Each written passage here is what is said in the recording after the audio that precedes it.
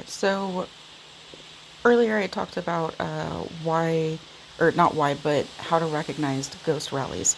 And there's a couple of things that go into rallies and ghost rallies.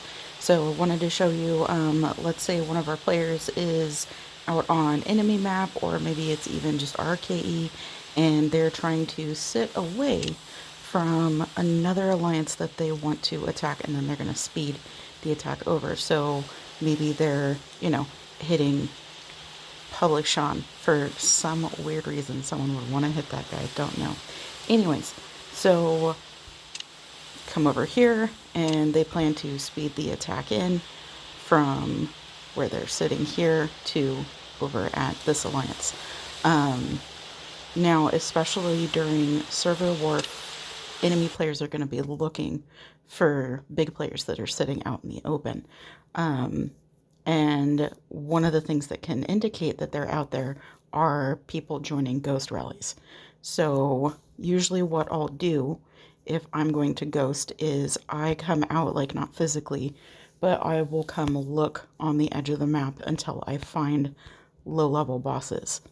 And I keep them bookmarked so that I can quickly grab something to ghost on. And here is the one I'll be using because it's going to take very little stamina. You can also ghost, by the way, on a player that is outside your alliance. If your bubble is already down, this works well as long as that's like a dead keep. If that belongs to another alliance or an active player, they can see those ghost rallies being set. This is a dead keep that happens to sit close to us that in an emergency I've used to ghost on. And the benefit of doing it on a player versus a boss is you're not going to use any stamina, but your bubble will drop. So if you have enemy players nearby, that's risky. So anyways, a couple of folks were saying that they were not aware that you could ghost on the same boss. So I was going to show how that works. So Alliance War, 60 minutes. You would have whatever selected. And to quickly ghost on the same one over and over, I literally click on that march bar, 60, go, this one.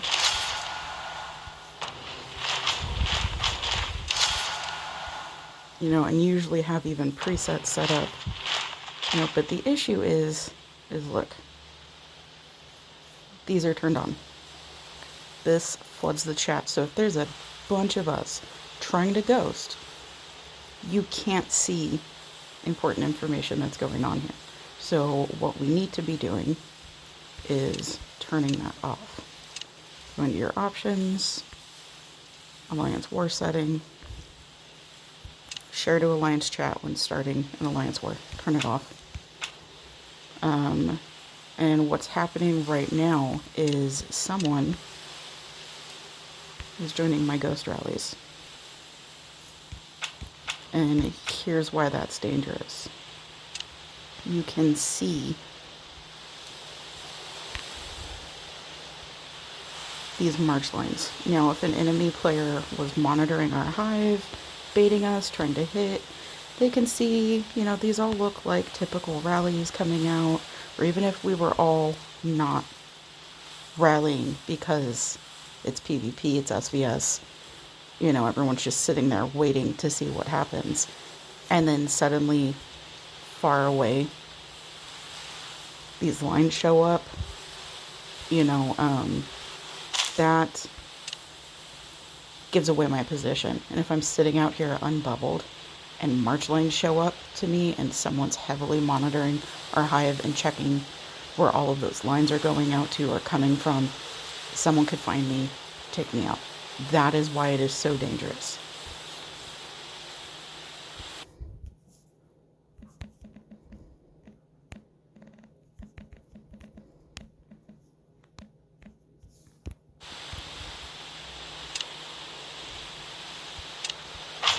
So, recall, cancel, all those rallies. But yeah, that's, now if I were to do that and I'm quickly ghosting out,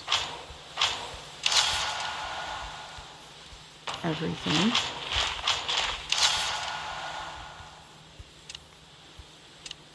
And also, if you're going to be doing this like in Battlefield, put in a ton of stamina so that you don't do what I just had to do there, which is add stamina. These are leftover from when I was doing it a couple minutes ago. Now you don't see anything showing up when I do ghost rallies.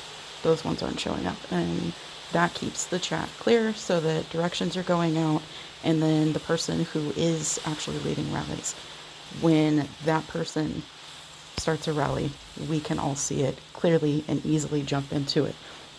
When you have to sift through, 8 or 10 of those things, you're not going to find it real fast. You're not going to join real fast. And when it comes to rallying, especially when we're, in Battlefield or SVS, like seconds make a difference. That makes or breaks whether or not that attack is successful.